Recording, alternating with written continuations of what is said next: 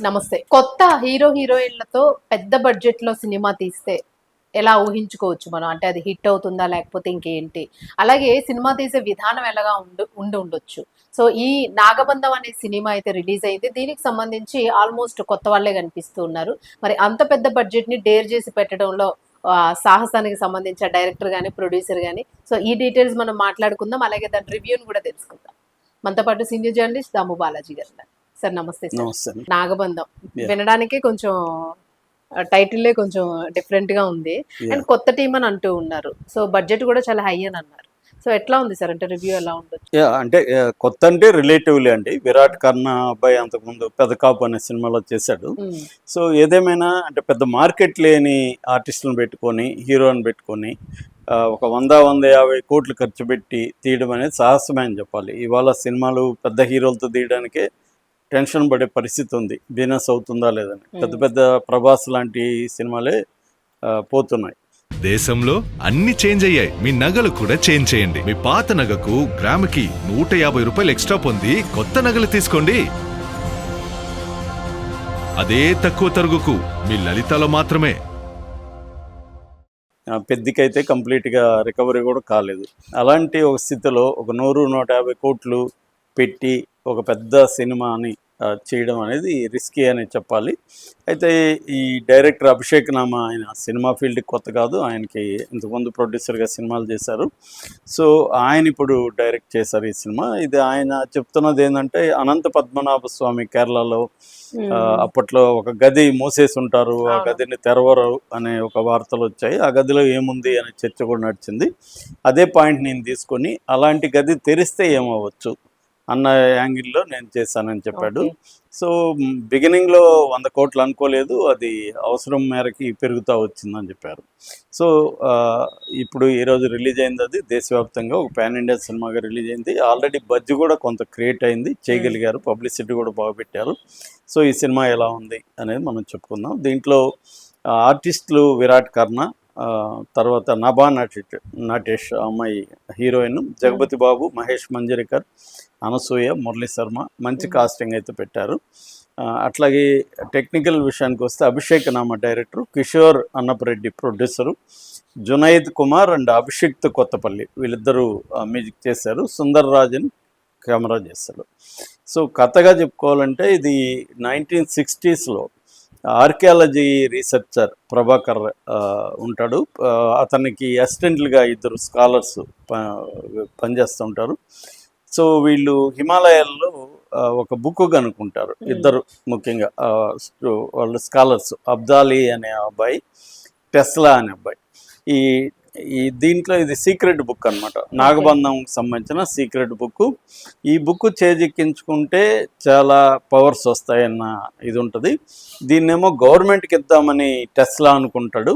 లేదు, తనే పెట్టుకొని అబ్దాలి తను పెట్టుకొని ఆ బుక్‌ని రంగనాథ స్వామి టెంపుల్‌లో నాభి మీద బ్రహ్మకమలం ఉంటుంది. హ్మ్. దాన్ని చేజిక్కించుకొని దాని తర్వాత కల్పవృక్షం బంధనంలో ఉండే బైరాగి సహాయం తీసుకుంటే ఓకే. కంప్లీట్‌గా బ్రహ్మాండాన్ని తాను పరిపాలించొచ్చు అన్న ఒక హ్మ్.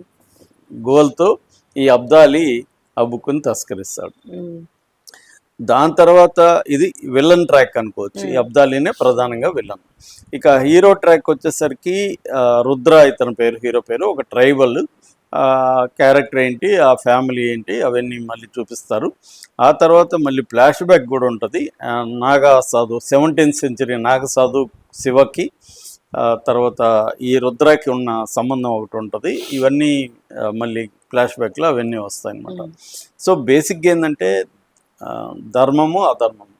అంటే అధర్మం పెచ్చుమీరిపోయినప్పుడు హ్మ్. ధర్మాన్ని కాపాడుకోవడానికి ఎవరో ఒకరు వస్తారు అన్న పాత ఓకే. మన పురాణాల కాన్సెప్టే దీంట్లో హ్మ్. తీసుకున్నారు.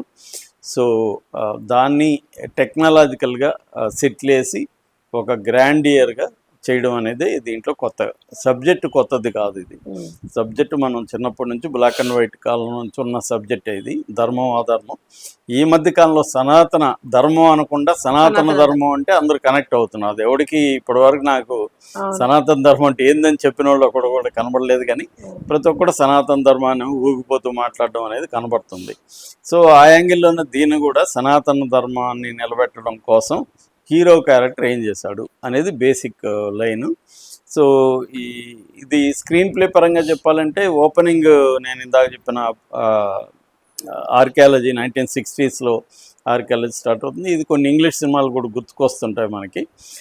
దాని తర్వాత ఈ హీరో ఫ్యామిలీ అవన్నీ చూపిస్తారు. దాని తర్వాత హీరో ఫ్యామిలీని ఇవి ఎలా చేశారు, చంపేశారు మొత్తం హీరో ఫ్యామిలీని, హీరో ఎలా దీనికి దిగాడు, ధర్మం కాపాడాలని ఎలా దిగాడు, తనకు పర్సనల్గా కూడా ఒకటి ఉంటుంది. సో ఇది బేసిక్ అనమాట. ఒక నిధి అన్వేషణ కూడా దీంట్లో ఉంటుంది, నిధి అన్వేషణ చుట్టూనే నడుస్తూ ఉంటుంది. సో ఇక దీంట్లో చెప్పుకోవాల్సింది ఏంటంటే టెక్నికల్గా చాలా విఎఫ్ఎక్స్ కానీ కెమెరా వర్క్ చాలా బాగుంది, విఎఫ్ఎక్స్ కూడా చాలా వరకు బాగున్నాయి. అయితే చాలా చోట్ల విఎఫ్ఎక్స్ ఇవాళ ఉన్న స్టాండర్డ్స్కి, ఎందుకంటే ఏఐ వచ్చినాక ఏఐలోనే చాలా క్వాలిటీగా చాలామంది చేసేస్తూ ఉన్నారు. ఆ క్వాలిటీతో పోల్చినప్పుడు చాలా చోట్ల అంత క్వాలిటీ లేదు. ముఖ్యంగా జగపతి బాబు హెలికాప్టర్ ఒక యాక్సిడెంట్ ఉంది, అక్కడ చాలా బ్యాడ్గా ఉన్నాయి. కొన్ని చోట్ల బాగున్నాయి, కొన్ని చోట్ల అంత గొప్పగా లేదు. కెమెరా వర్క్ మాత్రం ఎక్స్ట్రాడినరీగా ఉంది. మ్యూజిక్ కూడా అంటే నాలంటోడి కొద్దిగా లౌడ్ అనిపిస్తుంది, కానీ మామూలుగా ఈ మాస్ ఆడియన్స్ చాలా ఎక్స్ట్రాడినరీగా అనిపించవచ్చు. సో మ్యూజిక్ ఒకటి బాగుందని చెప్పొచ్చు. అలాగే ఆర్టిస్టులు, ఈ అబ్బాయి విరాట్ కర్ణ నిజానికి లక్ అని చెప్పొచ్చు, ఇంత పెద్ద సినిమాలో ఆయనకి ఛాన్స్ రావడం. తను కూడా చాలా బాగా చేస్తారు. 2 వేరియేషన్స్ ఉంటాయి, ఆ 70th century character, 1960s tribal character. ఈ 2 వేరియేషన్స్ కూడా పర్ఫెక్ట్గా చేశాడు. మిగతా ఆర్టిస్టులు మనకి తెలుసు, జగపతి బాబు, అనసూయ, వీళ్ళందరూ బాగా చేశారు. మురళీ శర్మ, ముఖ్యంగా నభా నటేష్కి ఒక మంచి క్యారెక్టర్ పడిందని చెప్పచ్చు దీంట్లో, ఆమె కూడా దానికి న్యాయం చేసింది. ఇక టెక్నికల్ విషయానికి వస్తే ప్రొడక్షన్ వాల్యూస్ కాంప్రమైజ్ కాకుండా చాలా బాగా పెట్టారు. దాదాపు దీంట్లో మేజర్ బడ్జెట్ సెట్లకే పెట్టినట్టుగా మనకు అనిపిస్తుంది. సెట్స్ ఎక్స్ట్రాడినరీగా ఉన్నాయి. ముఖ్యంగా శ్రీరంగపురం దేవాలయం సెట్టు, తర్వాత విరాట పురుషాలయం, ఈ 2 సెట్లు అల్టిమేట్గా ఉన్నాయి. అంటే రియల్ టెంపుల్లోనే మనం ఉన్నట్టుగా. యాక్చువల్గా ప్రొడ్యూసర్ కూడా, డైరెక్టర్ అభిషేక్ నామా కూడా ఏమనుకున్నా అంటే రియల్ టెంపుల్లోనే చేద్దాం అనుకున్నారు, కానీ రియల్ టెంపుల్లో ఎవరు పర్మిషన్ ఇవ్వలేదు. అందుకని అశోక్ ఆధ్వర్యంలో ఈ 2 సెట్లు వేశారు అనమాట. ఈ 2 సెట్లు కూడా ఎక్స్ట్రాడినరీ. టోటల్గా నాకు తెలిసి ఒక 8 సెట్లు ఉన్నాయన్నమాట. దానికే మేజర్ బడ్జెట్. ఎందుకంటే ఆర్టిస్టులకి 20-25 కంటే ఎక్కువ పర్సెంట్ బడ్జెట్ లేదు. ఎందుకంటే ఆర్టిస్టులు అందరూ రిలేటివ్గా కొత్త వాళ్ళు కాబట్టి. మామూలుగా ఇలాంటి సినిమాలకి 150 కోట్లు అంటే 60% అటు 90 కోట్లు రెమ్యునరేషన్కి వెళ్ళిపోతాయి. ఈ మధ్యనే దిల్ రాజు కూడా చెప్పినాడు, పెద్ద సినిమాలకి 60% వెళ్ళిపోతున్నాయి. సో ఇక్కడ అది వీళ్ళకి కొత్త వాళ్ళని పెట్టుకోవడం వల్ల సినిమా క్వాలిటీ మీద వీళ్ళకి డబ్బులు పెట్టే ఒక అవకాశం దొరికింది. అందుకనే మనకి పెద్ద హీరోల సినిమాలకు వచ్చేసరికి వాళ్ళు బడ్జెట్ ఆర్టిస్టులకు పెట్టేసి సినిమా క్వాలిటీకి పెట్టరు. ఇక్కడ అది కనబడుతుంది. అయితే కొన్ని పాటలు కూడా, నమోరే పెళ్లిపాట, ఇవన్నీ పెళ్లిపాట చాలా గ్రాండ్, చాలా బాగా తీశారు. నమోరే కూడా చాలా బాగుంది. అంటే తీసిన పద్ధతి అంతా కూడా చాలా ఎక్స్ట్రాడినరీగా ఉందన్నమాట. దాంతో అయితే వీక్ స్టోరీ అండి ఇది. బేసిక్గా ఏంటంటే వీక్ అండ్ ప్రెడిక్టబుల్ స్టోరీ. వీళ్ళు ఏంటంటే ముందుగా ఇవన్నీ ఫిక్స్ అయ్యి స్టోరీ దాంట్లో పెట్టినట్టు ఉంది తప్ప స్టోరీ కోసం ఇవన్నీ చేసినట్టుగా అనిపించట్లేదు. అది మేజర్ ప్రాబ్లం. అట్లాగే పాటలు కొంత డిస్టర్బ్ చేస్తుంటాయి ఫ్లోని. అంటే పాటలు పెట్టాలి కాబట్టి పెట్టినట్టుగా ఉంది, పాటలు పెట్టకపోయినా ఇది ఏం కాదు, ఆ ఫ్లోని డిస్టర్బ్ చేస్తాయి. సో ఎమోషనల్గా చాలా చోట్ల మనం కనెక్ట్ అవ్వట్లేదు. అంటే గ్రాండియర్ అవన్నీ ఉన్నాయి, కానీ చాలా మంది చేస్తున్న తప్పులు ఇదే. ఈ మధ్య ముఖ్యంగా పాన్ ఇండియా సినిమాల్లో గ్రాండియర్ అవన్నీ చూసుకుంటున్నారు, కానీ ఎమోషనల్ కనెక్షన్ ఎట్లా అనేది స్క్రిప్ట్ మీద ఎక్కువ వర్క్ చేయడం అనేది కనబడదు. దీంట్లో కూడా ఆ లోపం ఉంది. అయితే ఎన్ని లోపాలు ఉన్నప్పటికీ ఇది బిగ్ స్క్రీన్ మీద చూడాల్సిన సినిమా. ఖచ్చితంగా ఒక ఫీల్ అయితే క్రియేట్ అవుతుంది, ఒక గ్రాండియర్ ఫీలు, ఆ నాగబంధం పాములు అయితే విపరీతంగా ఉన్నాయి సినిమా అంతా. రెండోది వైలెన్స్ కూడా చాలా ఎక్కువ ఉంది. అంటే చాలా మంది బోయపాటికి మించిపోయింది వైలెన్స్ అని కూడా అంటున్నారు. వివచ్చైన రక్తం కారుతూ ఉంటుంది సినిమా అంతా. సో అవన్నీ నచ్చే వాళ్ళకి ఈ సినిమా బాగా నచ్చుతుంది. నా రేటింగ్ 2.75 out of 5 అండి. Right sir, thank you.